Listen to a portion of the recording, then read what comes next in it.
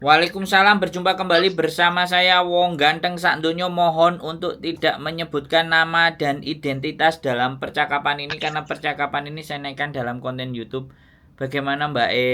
Oh, Nji, mah. Kok, kok gini loh, kok aku mau sedikit cerita dulu ya, kok ya. Oh, boleh Mbak. Tapi jangan sebutin nama siapapun ya atau nama sampean ya. Oke, Nji. siap. Gimana Mbak E? Aku kan baru kerja sekitaran 5 bulan nih. Siap. Terus aku ada cita-cita pengen notis gitu loh. Kok cita-cita maksudnya ada kepinginan untuk notis gitu loh dari majikan ini. Siap. Karena sikon di rumah majikan ini, aku satu rumah jaga anak 3, itu ada 2 cece. Yang satu pertama cece lama itu sekitaran 6 tahun dia. Cuma 6 tahun itu bukan di rumah ini. 4 tahun pertama dia kerja di rumah Mbok Tua. Intinya kita 2 rumah, yang satu di Mbok Tua, satunya di Mbok Nom lah kayak gitu. Siap. Nah, aku nih ada pengen notis, tapi aku juga ada rasa takut. Ada rasa takutnya aku kalau notis kan katanya kan mungkin proses lagi kita harus pulang ke Indonesia dulu, baru nanti kita proses lagi melalui Indo ya gitu ya kok. Enggak juga. Lanjutin dulu. Nah, yang saya tanyakan itu, saya itu tatoku banyak. Satu di tangan sebelah kiri itu full, besar. Di atas buah dada besar, di belakang punggung besar. Sempat dulu aku mau ke Hong Kong itu susah lah, beberapa agensi, beberapa sponsor itu mental semua karena tato. Nah, aku bisa ke Hong Kong ini karena aku calling pisah. Jadi ceritanya aku punya temen, dia itu kerja di Hong Kong udah sekitaran 1 tahun 1 bulan. Nah, dia itu kerjanya di posisi di ibunya majikan aku gitu loh. Nah, aku kan kerja sekarang di anaknya, dia dulu itu di ibunya. Nah, jadi si anaknya itu butuh pembantu. Nanya lah sama temenku kan, kamu punya temen gak yang bisa kesini gitu loh.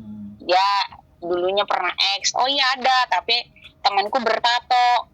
Gak apa-apa deh kata si anaknya majikan ini, gak apa-apa, yang penting katanya baik, atau nggak jadi inilah. Terus ya akhirnya aku calling visa itu pun rumit, segala sesuatu harus dirobah lah, ini itu di proses Indonesianya. Nyampe aku sempat nunggunya itu pun sampai 6 bulan baru bisa terbang ke Hong Kong. Selang cerita baru aku nyampe Hong Kong, ketemulah kan sama temenku, dia kerjanya di ibunya majikanku, aku di anaknya gitu loh. Nah, kita itu sering ketemu, jadi kita kalau kerja itu memang tidur kita berpisah, tapi kalau siang kita kumpul. Saya di rumah 2 cece kan, kalau dia sendirian, tapi posisi kita kalau siang itu kita dijadiin satu. Jadi si aku jaga anak 3 itu dikumpulin jadi satu, jadi kita barengan di situ loh. Nah, tapi yang jadi pertanyaan aku, kenapa aku disampein ke Hong Kong, malah temenku itu diinterminate sama majikan tua. Jadi temanku itu pulang ke Indonesia, aku di sini intinya gimana ya, nggak suka sama cece yang lama, karena cece yang lama itu satu, dia itu cari terlalu pasang muka, cari perhatian terus sama majikan, serba salahnya itu ke aku, sedangkan kerjaan semua aku yang pegang sampai 2 rumah. Ya rumahnya temanku yang di interminate itu, yang rumahnya Mbok Tua, sekarang aku yang pegang semua, sedangkan salah sedikit orangnya rumpil banget.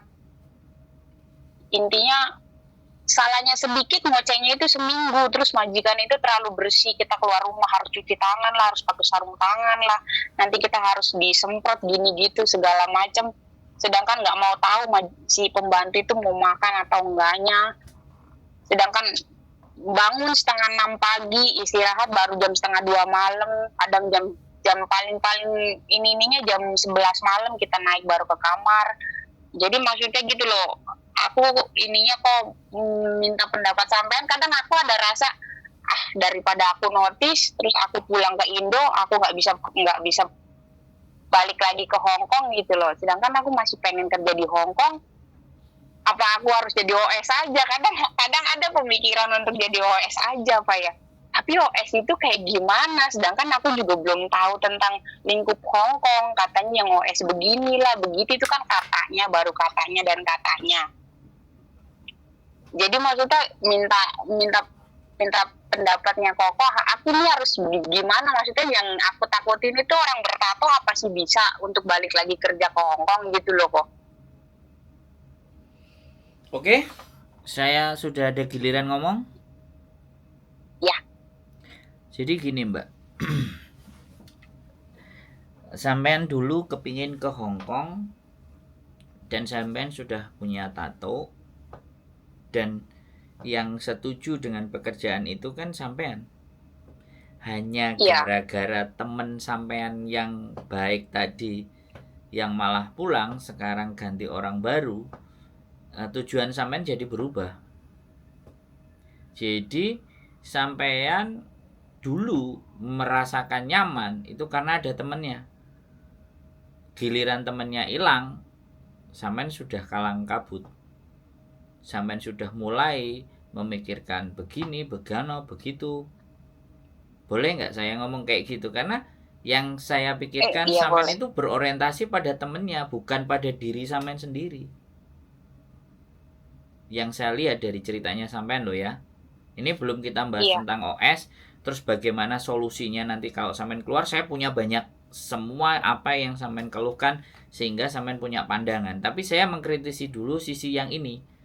Bekerja di Hong Kong dan hidup kita itu tidak tergantung dengan siapapun. Termasuk CC yang ada sama sampean tadi. Hidup kita tidak tergantung dia. Selama pekerjaan sampean kelar beres ya sudah, tidak ada urusan sama dia. Kalau masalah majikan begini, pekerjaan begitu, that is risiko. Sampean sudah diberikan kesempatan. Tapi ketika kesempatan itu sudah, sebentar aku ngomong dulu ya. Sampean tadi udah 6 menit. Iya. Kalau sampean mau ngomong lagi, aku diam aja lebih bagus. Karena aku ngerti karakternya sampean ini mau dibenarkan apa yang ingin sampean sampaikan. Kalau bicara sama saya tidak bisa seperti itu. Kacamata saya pasti berbeda dengan kacamata sampean. Dan dari keperbedaan itu sampean akan bisa ngelihat aku harus kayak gimana. Karena pertanyaan sampean tadi, aku harus bagaimana, kan begitu tuh. Nah, kita fokus di situ dulu gitu loh. Kita fokus dari apa yang sampean sampaikan, tujuan sampean, dan sampean bertato. Di tato itu Hong Kong ndak ada masalah. Tapi orang-orang kita Indonesia yang memproses mau agent mau PT itu pasti pandangannya buruk kepada sampean. Itu yang harus sampean lihat. Itu orang kita ya, bukan orang Hong Kong. Buktinya sampean kerja juga nggak ada masalah kan? Mau tato sampean full kiri kanan atas bawah atau bener nggak? Ini udah kesempatan. Nah, kalau sampean mau ngebreak, memutuskan untuk overstay, kita bahas itu paling terakhir. Kita nggak bahas itu adalah opsi yang paling tidak ingin saya harapkan kepada sampean. Kalau sampean itu tadi ya, kita balik ke tujuan sampean. Kalau sampean mau break, boleh. Proses dari awal lagi, potongan lagi. Ya kan? Iya. Sampean itu nyugihno PT, Mbak, kalau kayak gitu. Sedangkan hari-hari ini kan sampean tidak dipukul majikan, sampean tidak dihajar. Cuman mentalnya sampean yang kena gitu. Orang kalau sudah kena mental itu bubrah, terus ngelambrak pikirannya. Belum nanti dikompori oleh teman-teman yang dari luar, yang memilih jalan hidup kayak gitu. Nggak apa-apa, kalau sampean mau memilih jalan hidup kayak gitu ya nggak apa-apa. Saya kemarin barusan nangani orang overstay meninggal dunia di rumah sakit. Anaknya ada di Hong Kong, tapi anaknya hidup di majikan, tapi orang tuanya justru overstay. Aneh tuh. Tapi itu terjadi di Hong Kong. saya nggak gumun. Iya. Nah sekarang sekali lagi opsi kalau sampean memang mau ganti ya udah nggak masalah. Selama potongan sampean juga sudah kelar, terus cari PT atau agent yang paling tidak bisa nunggu visanya di Makau. Jadi Iya. overstay itu paling terakhir kita bahas. Jadi jangan overstay. Kalau sampean sudah ngerasa mentok karena pingin adanya kebebasan, jangan break dulu, main ke Makau dulu. Cari majikan dulu di Makau. Begitu ada majikan mau, langsung sampean break. One man notice. Iya, gini kok makanya notice. Kan belum. Saya ngomong dulu, boleh nggak saya ngomong dulu? Nanti ada, saya ngasih giliran sampean ngomong, saya ngasih ada. Sampean sudah nggak betah, sampean pengen ngomong gitu loh. Karena sampean orangnya nggak mau mendengar orang, maunya sampean yang didengar. Nah ini tak balik lagi kalau ngomong sama saya kayak gitu. Jadi sampean bisa datang ke Makau, sampean cari info di Makau, baru putuskan untuk break. Wes, sampean mau ngomong apa? Nanti nek tak tahan suwi-suwi wes lali sampean mau nanya. Dah, silakan. Giliran sampean. Kan dulunya kan teman gue itu kan selang aku 1 bulan kerja di sini dia dipulangin. Memang tanggapannya si anaknya majikan ini yang minta aku kerja, dia sih is okay, katanya orang bertato itu nggak jadi masalah. Tapi tanggapannya si ibunya ini yang dok tua ini itu lihat aku itu pandangannya itu selalu sinis, selalu serba salah. Sedangkan ngomong sama aku pun itu jarang kalau nggak ada perlunya. Kayak perlunya itu kalau misalkan nyuruh ini itu segala macam. Kalau ada apa intinya ngomong sama orang lama, sedangkan si orang lama itu nggak pernah nyampein ke aku gitu loh. Kalau misal kayak suatu contoh majikan nggak kerja ataupun majikan mau pergi kemana, majikan ada apa, mereka itu dari mbok 6 sama mbok tua itu nggak pernah cerita apa gitu, ngobrol apa ke aku, selalu nyampeinnya ke orang lama, ke cece yang lama. Sedangkan cece lama itu nggak pernah ngomong ke apa-apa ke aku. Nah kadang kan aku juga bangun udah pagi-pagi, majikan nggak kerja udah bikin sarapan apa, jadi tiap hari intinya ada aja yang makan hati. Aku kerja serba bersih, dia yang ibaratnya bikin ngotor-ngotorin, aku serba rapi, dia yang ngacak-ngacakin. Seolah-olah dia selalu ngomong, wis Den, mau kok aku sih ngomong maring majikan le nesu-nesu maring aku tak tinggal kapok kok. Dia selalu kayaknya banggain diri. Sedangkan kalau misalkan suatu contoh majikan mau makan malam ini masakin aku ayam, tapi dia ngomong gak usah ayam Mbok, aku udah ngeluarin dari freezer ini ikan, udah makan ikan aja malam ini. Ya kayak si Mbok namanya juga, oh ya udah deh gitu. Kui Mbak, lek Mbok tuh boleh diomongi aku manut pengen mamu wae, lek pengen apa wae kartu ngono lho. Tapi ya aku ngomong yalah kamu kan mbak orang lama di sini yang serba tahu ini, aku kan intinya kan orang baru, tapi seenggaknya punten aku ngomong gitu kan, kalau orang ya kalau ada apa-apa tolong ngomong sama aku loh gitu biar aku ngerti. Jangan sampean nggak pernah ngomong sama aku, sedangkan mereka selalu nyalain aku, baju kotor apa semua nyalain aku, ini itu segala kurang bersih nyalain aku, ini itu naruh salah serba nyalain aku. Sedangkan sampai nggak pernah namanya ngasih tahu aku jam segini anak-anaknya harus les, jam segini anak-anaknya harus pergi, jam segini. Intinya mereka itu kayak orang apa sih, nyari kesalahan ke aku, terus tiap hari itu yang kesalahan itu diputar balik, diomongin terus. Jadi kesalahan kecil itu dibesar-besarin kayak gitu loh kok. Nah terus kan si rumahnya Mbok tua itu kan sepulangnya temanku itu kan Mbok tua belum punya pembantu. Dengar katanya, ya aku juga dengar dari pembantu lama ini si Cece ini, katanya dia mau ngambil tapi orang Filipin. Kesininya udah hampir 3 bulanan lebih, si Filipin itu belum datang. Jadi selama pembantu lama pulang itu, temanku pulang, aku yang bersihin rumahnya si majikan tua. Intinya nggak ada omongan terima kasih atau gimana, itu semua rumah itu serba dibersihin kan aku yang jalanin. Tapi kenapa toh aku selalu aku yang disuruh-suruh ke sana ke sini, harus ngantar les anak 2, mondar-mandir naik turun. beresin rumah satu, beresin rumahnya Mbok Nom, beresin rumahnya Mbok Tua. Kenapa si cecek lama itu nggak pernah disuruh-suruh gitu loh.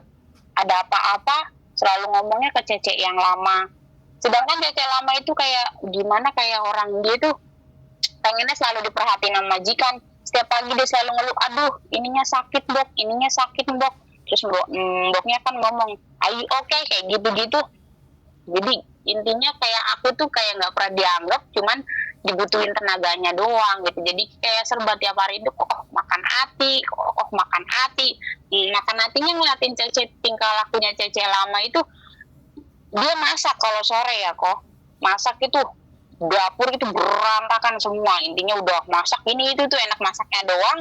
Begitu selesai masak dia pura-puranya itu cari perhatiannya majikan. Sini Mbok, anakmu yang bayi tak gendong, kowe lo balik kerja, intinya makan dulu deh, kamu mungkin lapar, sini anaknya aku jagain. Lah itu si dapur itu pengennya itu selalu aku yang bersihin, serba aku yang semua ngituin. Jadi tiap hari itu aku ngerasainnya, aku ini kerja di rumah 2, cecenya 2. Seolah-olah aku kok capek sendiri, dia cuman bisanya gendong-gendong bayi doang gitu loh. Jadi aku di situ ada rasa, udah deh aku pengen notice aja. Tapi aku notice berpikir lagi di Indo aja aku proses kesini susah karena aku tatoan. Apa aku bisa ya kesini lagi gitu. Jadi ada gimana ya? Makanya aku minta pendapat dari Koko. Pengen tahu orang tatoan itu apa bisa kerja lagi ke Hong Kong kayak gitu. Buktinya sampean bisa ya bisa. Sekarang pertanyaan saya gini aja. Kalau sampean sudah jutek ya, otaknya sudah buntu, ya sudah break aja. Saya mau ngomong apa aja kalau sampean sudah menolak apa yang sampean hadapi, ya sudah, buat apa saya ngomong banyak-banyak gitu. Makanya tak pangkas kalau sampean nggak mau bertahan, ya sudah break. Nanti masa depan selanjutnya dan bagaimana, lah itu kan pilihan.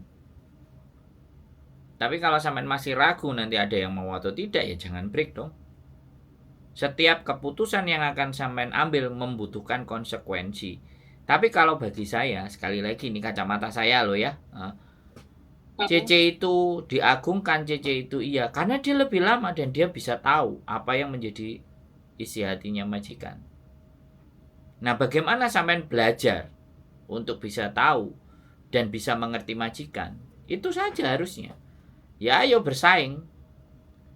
Kalau ataupun dia nggak rajin, gini loh, kayak saya pernah ke Jepang ya Mbak. Ini tak ceritain ya. Saya pernah ke Jepang. Ada 15 orang bekerja, ya kan. Nah, saya baru dan ada juga beberapa teman-teman yang baru bergabung bekerja di situ. Karena saya kepingin dilihat, ya kan. Saya kepingin diperhatikan sama kakak seniornya. Saya harus bekerja lebih rajin. Itu harus termindset dalam otak saya. Akhirnya benar saya bekerja rajin. Dari 15 orang kan butuh lagi 8 orang. Saya masih masuk ke yang 8 orang.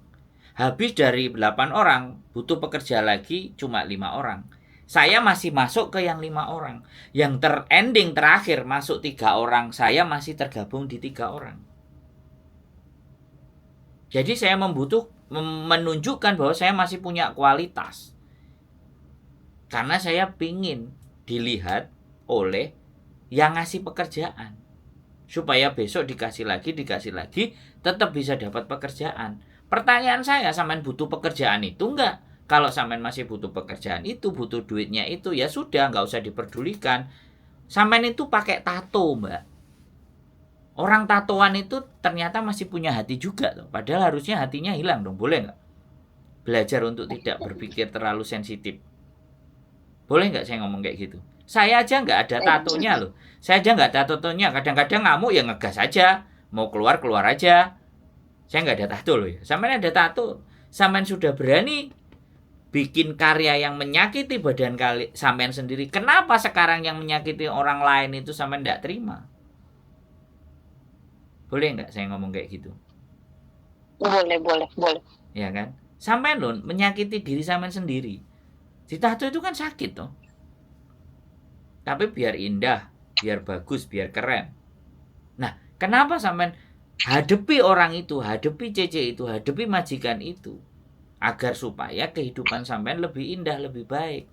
Analoginya kan begitu, Mbak.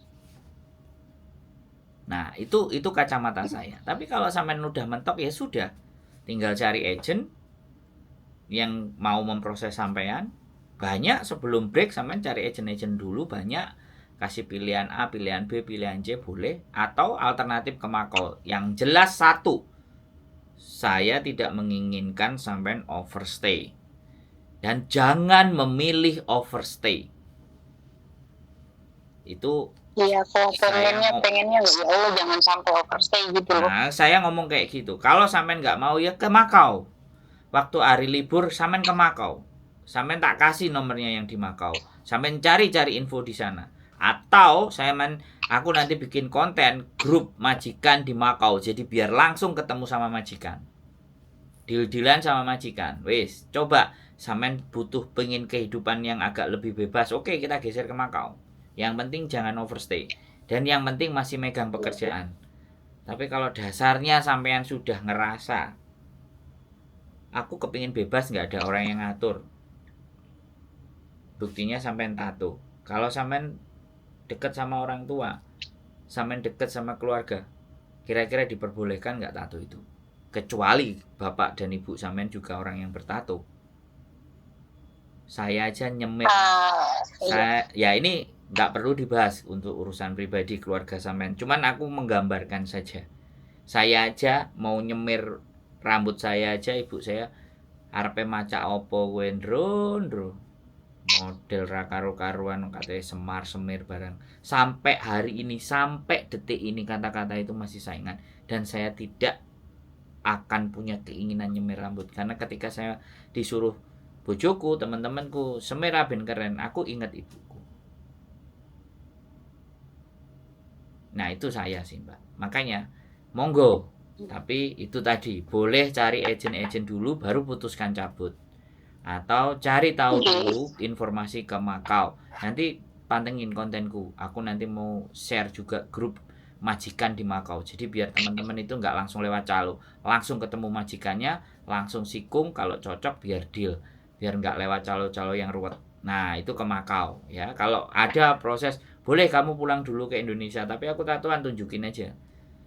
Satu agent A, agent B, agent C, coba semuanya. Mana yang mau sama sampean. Mumpung masih di Hongkong, mumpung belum sampean nanti di intermediate, mumpung belum juga sampean dikeluarin. Tapi saya rasa kalau kerjaan sampean bagus, gak mungkin dikeluarin. Terima kasih. Ya majikan ini juga ngomong kamu ya yang tahan-tahan ya, katanya yang baik-baik saja, katanya sama Cece kayak seolah gitu mendukung aku di sini terus gitu. Tapi kadang aku rasa sebenarnya nggak tegaan. Maksudnya iya deh, aku serba iya, serba oke, serba ibaratnya disuruh apapun ya aku nggak bisa untuk mengungkapin langsung ke orangnya gitu, apa langsung damprat orangnya, itu kayaknya aku masih punya hati.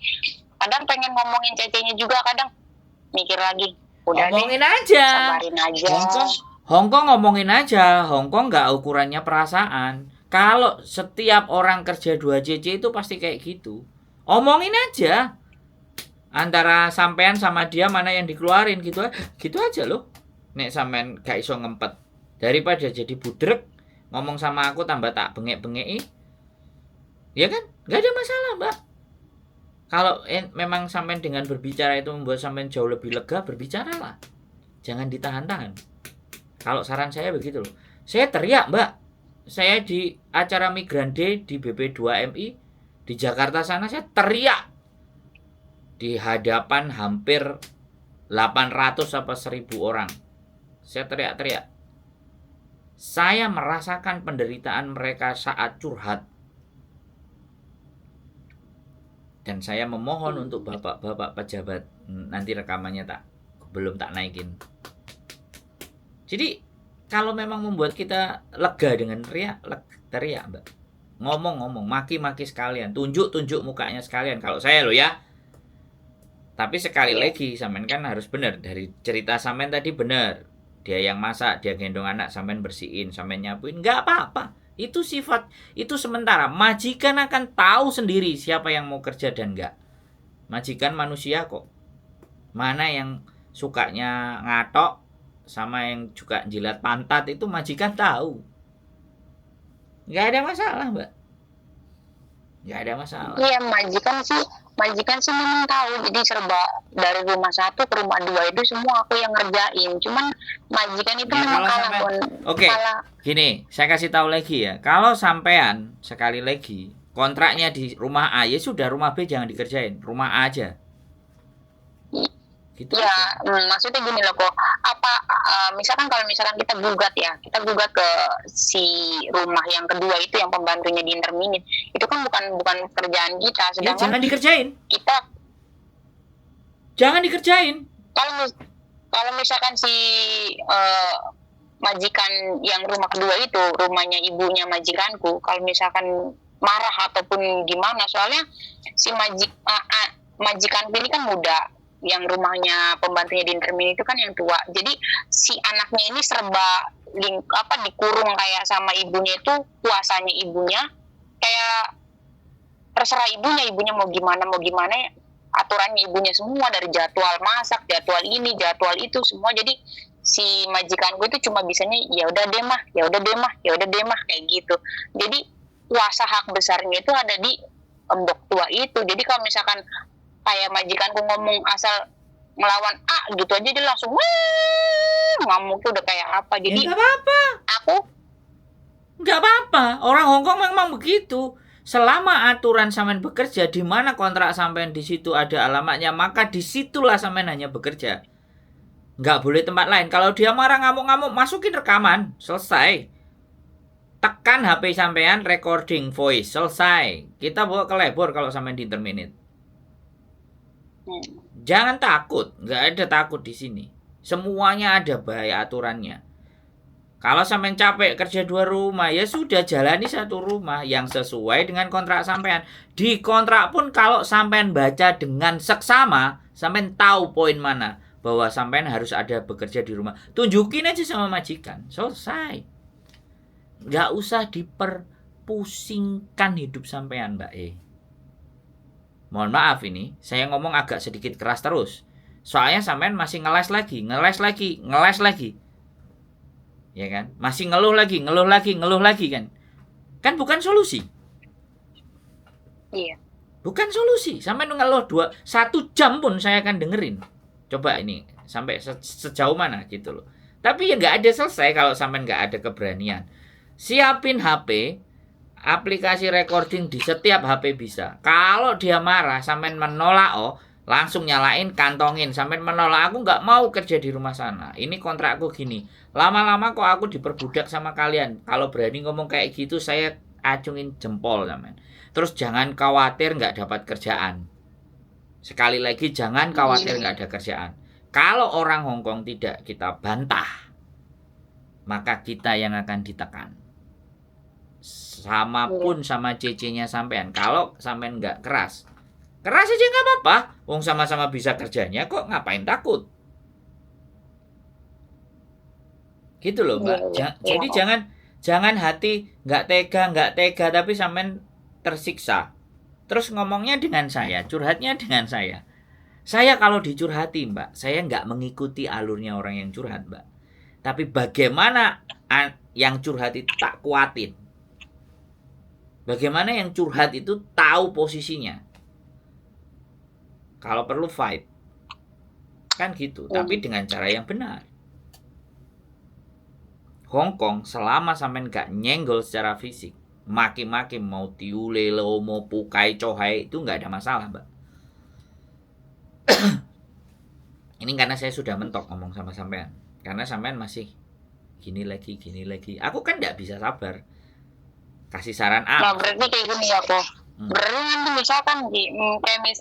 misalkan kan majikan ini pulang, dia libur dari Taiwan kan, otomatis rumahnya berantakan semua, pasti kan manggil aku langsung ngomong kan, aku udah nggak mau ngerjain lah, intinya itu bukan kerjaanku gitu lah. Yes. Kan kalau misalkan dia misalkan kamu gini iyalah, memang ini kan bukan kerjaan aku kan cuman kerja kan di rumah 1, bukan di rumah untuk rumah kedua.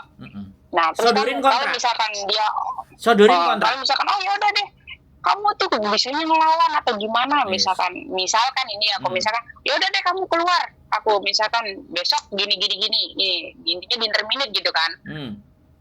Berarti kan dalam interminate itu aku masih bisa cari-cari kayak misalkan majikan lain ya kok ya. Ya bisa loh. Gini loh, kalau aku ya di interminate gara-gara kita nggak mau ngerjakin apa yang dia, kita ganti lapor balik ke labor dong. Iya.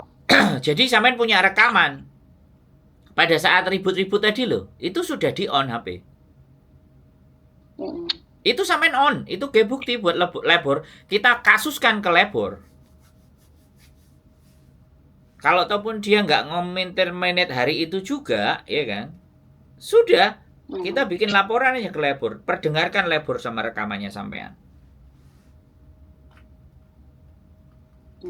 Kalau nggak tunjukin kontrak sampean. Di sini kamu bisa baca nggak tulisan ini? Bahwa aku kerja hanya di tempat ini, bukan di tempatmu. Nah, itu masuk rekaman itu. Kalau dia masih wah, pokcoy lah bla bla bla bla. Terus kemtima. Iki melanggar aturannya pemerintah. Kue gelem ah dihukum melanggar aturannya pemerintah. Sudah kayak gitu mungker dia. Maaf nanya lagi kok. Misalnya kayak aku kerja kan kontrak Hongkong, terus aku kerja ke Makau itu memang bisa ya gitu. Maksudnya kita main dulu kita ke Makau, kita cari-cari info di Makau, terus kita tanpa pulang ke Indonesia kita langsung pergi kerja ke Makau itu bisa ya kok? Gak bisa lah, apa yang nggak bisa? Makanya opsinya itu banyak. Yang penting jangan opsi overstay. Apalagi paper, ya. Itu yang saya omongin. Kalau sampai ternyata akhirnya di endingnya nanti paper dan OS, omongan saya hari ini itu nggak sampai nanggep. Tapi ya nggak apa-apa itu. Hidup itu masih belum menjalin sih. Nggak kepengen juga ya, sih. Hidup itu pilihan lo enggak. Soalnya pikiran budrek itu bisa lo Mbak belok. Nah, aku masih ngeman sampean nih 32 menit aku masih mau ngomong sama sampean. Sampai akhirnya sampean oh iya ya. Sampai sampean sadar bahwa sampean menyadari sepenuhnya bahwa sebenarnya aku di sini tuh bekerja, aku ya ada hak, ada peraturan, ada semuanya. Tinggal aku berani aja kan gitu aja. Ini kan yang jadi masalah ketika sudah sampean temen ditinggal sama temennya itu. Sudah pukulan telak. Intinya aku cuman takut sama ketakutanku sendiri. Dasarnya takut, intinya mah takut kayak semacamnya aku ini orang bertato sedangkan aku masih pengen kerja, jadi oke lah manut aja apa yang mereka minta, aku harus kerja ini sedangkan kan aku nggak ada masukan dari ibaratnya yang udah tahu seluk beluk Hongkong harus gimana aku tuh masih serba takut. Aku takutnya aku masih pengen kerja di Hongkong gitu loh. Kalau misalkan aku ngelawan terus aku di interminate pulang kayak temenku, terus aku mau kerja apa, sedangkan kesini lagi aku bisa apa enggak kayak gitu. Iya. Kalau udah kayak gini kan kok oh ya berarti aku udah ibarat tuh punya tiang kan, oh ya udah omongan pokok oh iya aku harus kayak gini berarti kan. Masa aku harus diem aja gitu kan. Kalau bilang misalnya jangan sih, pengennya mah aku nggak pengen sih gitu. Emang ada pemikiran daripada pulang Indo nantinya prosesnya susah lagi, kayak pertama-tama mau kesini orang bertaruh apa OS aja ya, tapi takut lagi orang OS di sini gimananya aku juga belum tahu, kok punya pemikiran untuk OS kayak gitu. Oke deh, aku mau coba minta pendapat solusinya dari Koko gitu loh, dari Koko Andro kan coba tahu. Oh iya, sekarang kan aku udah punya tiang.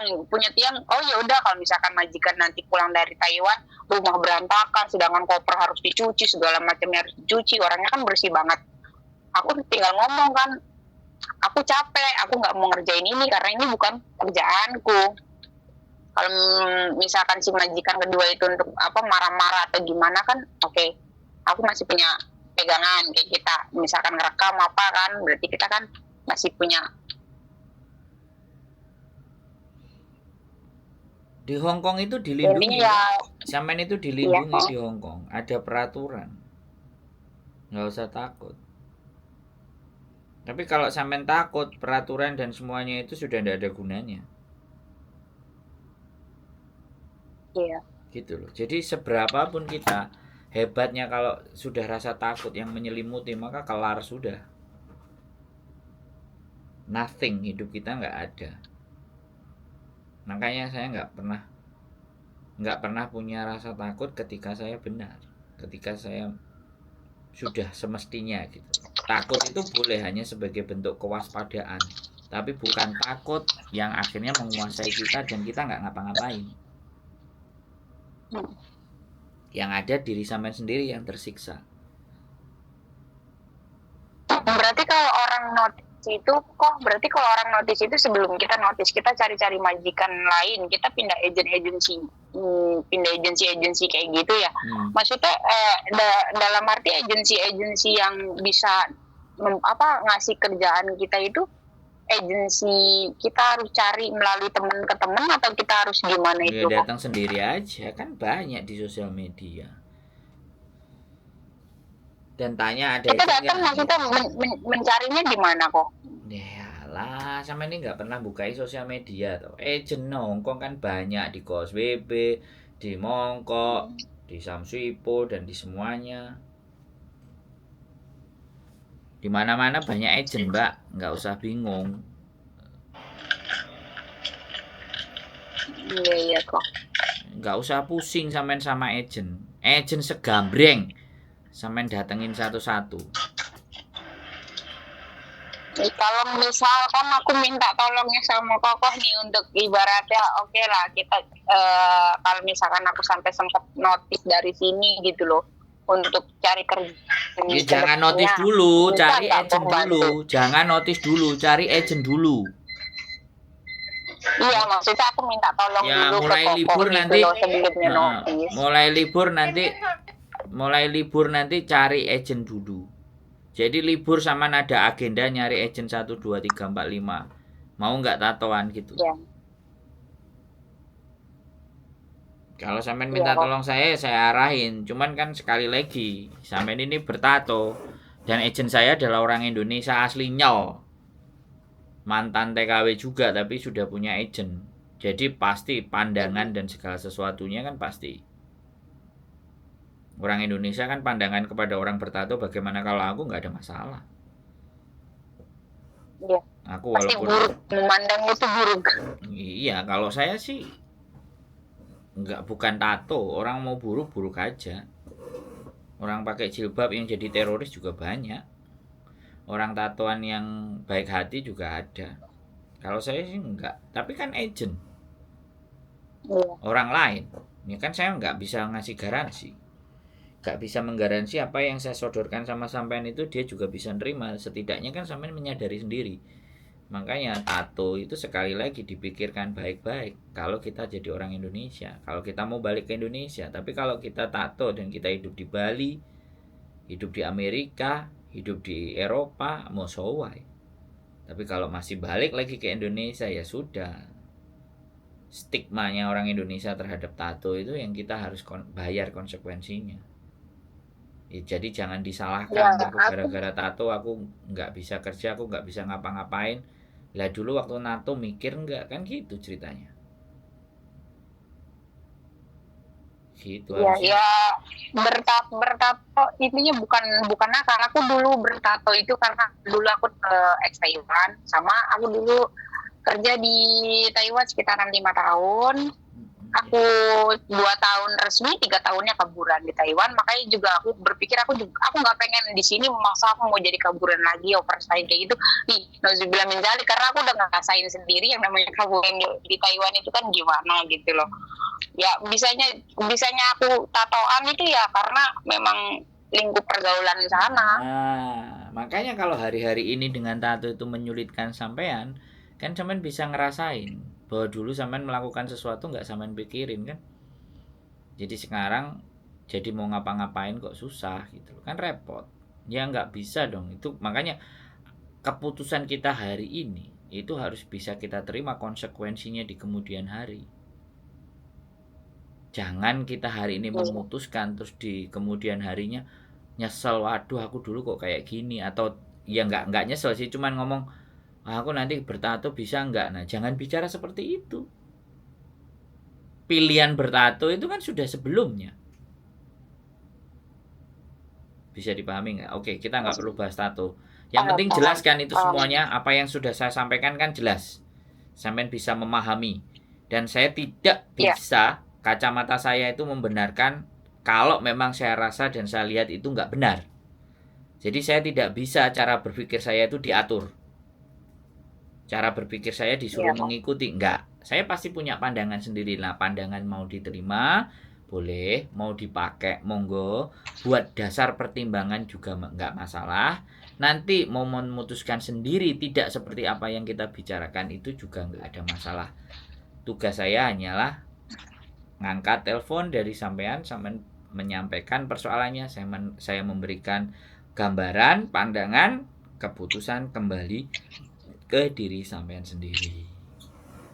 Tapi udah terima kasih banyak sih juga kok, tapi ya bener aku udah banyak masukan dari sampean, ya ibaratnya agak bisa berdiri lah. Yang tadinya lemah, yang tadinya intinya aku harus bangkit, sekarang aku bisa bangkit karena oh gitu loh, Hongkong berarti kita kalau kita lemah ya kita semakin down, semakin dilemahin. Iya.